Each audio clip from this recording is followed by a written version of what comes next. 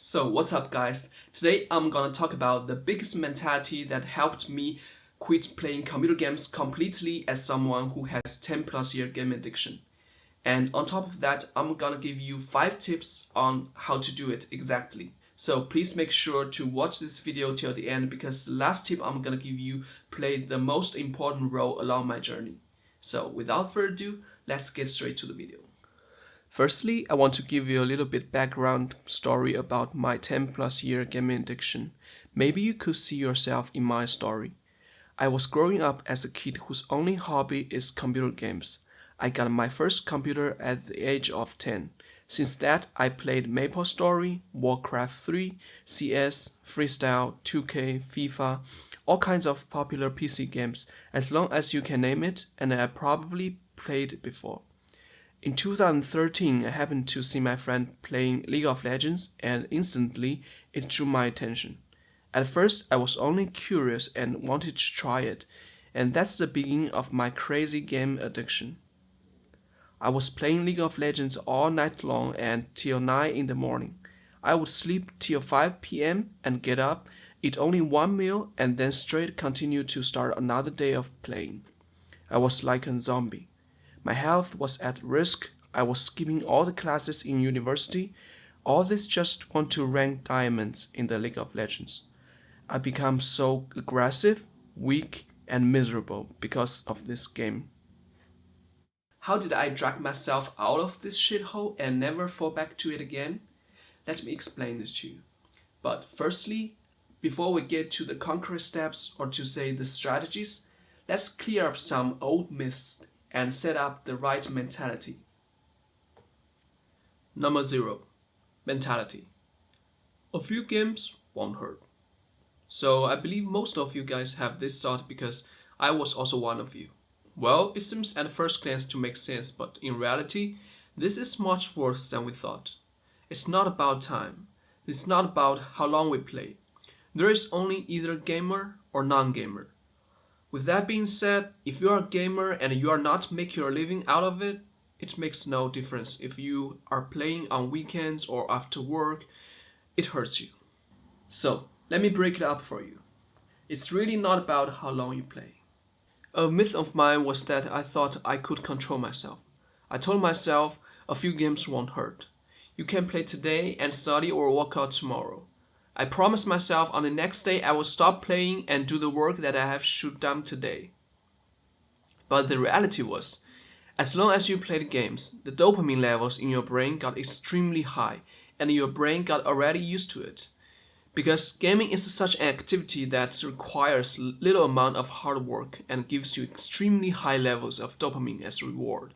So on the next day, even if I want to focus on study, but my brain will refuse to do that because it's too hard for it. Activities like study or workout require so much cost or to say input at first place, only to get little or even no reward of dopamine in the short term. So my brain wants high dopamine reward. Of course, it will refuse to switch to activities like study or workout again after the gaming. And this is also exactly how gamble works. Once you have been experienced that kind of burst of dopamine when you are winning, it's just super hard to tell your brain to get used to low dopamine rewards activities again. And it takes normally 1 to 2 weeks to train our brain to get used to low dopamine reward activities again from my experience. But the good news is we still can do that. If you are interested in this dopamine detox topic, I will also make a video to that too. Another negative factor is, no matter how short your playing time is, if you are playing game like League of Legends or CSGO, you just cannot avoid losing or toxic players. And most of the time, we just cannot adjust our mood after verbally exchange with a toxic player or after a losing streak. It makes us angry, aggressive, and miserable. Such negative emotions are so strong that it ultimately affects our real life outside of the game. We may also be aggressive and impatient to the people around us, and it would be so stupid to hurt their feelings because of some random flamer who you don't even know from the other side of the world. Let's get back to the core of this myth. Time. Is that really like that a few games won't cost us much time? So I always have this thought. I'm still young and I've got plenty of time to waste it. Look at my fellow students and friends. They're all playing, not just me. After all these years of keeping this on my mind, I suddenly realized I'm not young anymore. I'm 26. I feel like my body is not at its peak anymore. By realizing the fact, I couldn't tell you how regretful I was. And I'm like, I cannot waste my time on games anymore. It sounds like cliche, but listen carefully. I want you to do the following. Go create a Google Sheet. List every day of the rest of the year in it. This is how you keep track of your life. Document every single day of your life. If you scroll down till the last day of the year, trust me, you will be shocked of how quickly you can scroll to the bottom. This is basically how you get rid of the biggest myth of a gamer and set up the right mentality. After doing this, it is now time to apply some strategies to make sure that we successfully to enforce the action of quitting gaming.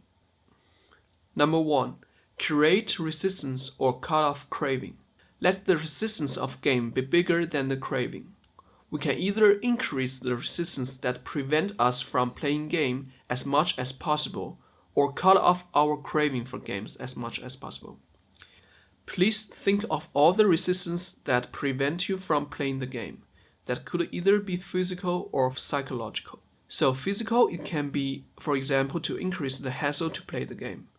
You can either delete the game, remove your console or computer to the basement, or delete your account completely.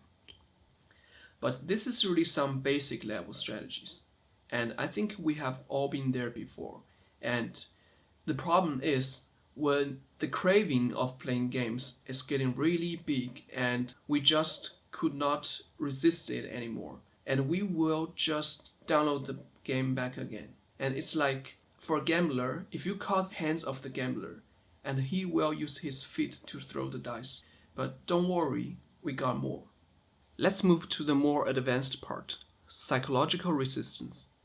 You can try to recall the most disappointment or sadness that you have ever experienced in games. It's the moments when you think of it, you will resent playing games. For me, it's the toxic players in the game, the feeling of being in a rut and that gambler mentality that said, I will win next game and eventually losing more games. Or when I realize by playing game I'm not only wasted my time and simultaneously not getting any happier because of these experiences. That feelings are so ugly and disencouraging that I don't even want to think about it anymore, let alone play it. This is also the make it unattractive part that mentioned in Atomic Habits. Number 2. Take the advantage of the momentum. If you can quit game for one day, you can quit it forever. So take the advantage of momentum and reward yourself when you successfully quit game for a couple of days or a period of time. And for me, it's a list in Google Sheets. When I successfully quit playing game for let's say 7 days, I'll give myself a reward. It could be an eat out or a book. Number 3. Find yourself a goal. It must be something that takes up all your time that you won't have any spare time for games. You may even have no time to get enough sleep because of it. We all have dreams. It's time to live our dream instead of playing stupid games. Tell the people around you about this goal and let them be your accountability partner. That will increase the possibility of keeping you doing that. And number 4, embrace Stoicism. I'm not gonna lie, this changed my life. We all know that we need motivation. But remember, motivation is not gonna keep you going far. It's like spice. You only need little of it. Too much will ruin the dish. We all know that we can't be motivated every day, but we just don't want to give it up when we are not motivated. So this is time you need Stoicism. The Stoicism tells us we shouldn't be affected by our mood, the weather, or whether we are motivated or not. We can be affected by outside conditions. Be a real man, take the responsibility and be disciplined. And that's also why we need to create a system to make us to stay disciplined. As in Atomic Habits mentioned, The people with best self-control are typically the ones who needs to use it at least. So if you're interested in this topic about Stoicism, I will also make a video about how Stoicism changed my life. And finally, the number 5, take advantage of loss aversion. This is the ultimate strategy, and it also may be the most important reason I quit game for good. Loss aversion is a cognitive bias that says the pain of losing is psychologically twice as powerful as the pleasure of gaining. I used to play a lot of computer games that my eyes got extremely nearsighted. I wear the glasses with the big thick ass lenses, and I hated myself for that.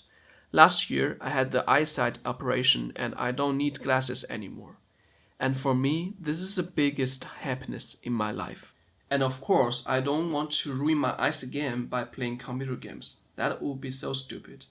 And I also know that how lucky and blessed and privileged I am to regain my eyesight. And I hate to lose it. For you guys, it could also be something in your life that is extremely important for you, which you hate to lose. For example, you can imagine if you keep playing games, you will end up losing your friends, your loved ones, or your entrepreneurship dream, or your health. Just imagine being alone, miserable, no one loves you, you live in your 10 square feet room when everyone else has a happy, fulfilled life. So, these are 5 tips that I would definitely recommend you to try it out yourself. And along with the right mentality I told you before, I'm pretty sure you can make it. Quitting game is not easy, life is not easy, and success is not easy. But when we made this hard choice, we end up making our life easier. And this is why we do it. Please combine these strategies, make it like a game, and this real life game is probably the only one worth playing. So thank you for watching. This is my first video of self-improvement for a guy, for every Joe like me. So if I can make it, so do you. And if you like this video, please don't forget to leave a thumb up and subscribe to my channel. And I will do more self-improvement videos like this, and hope you like it. See you in next video.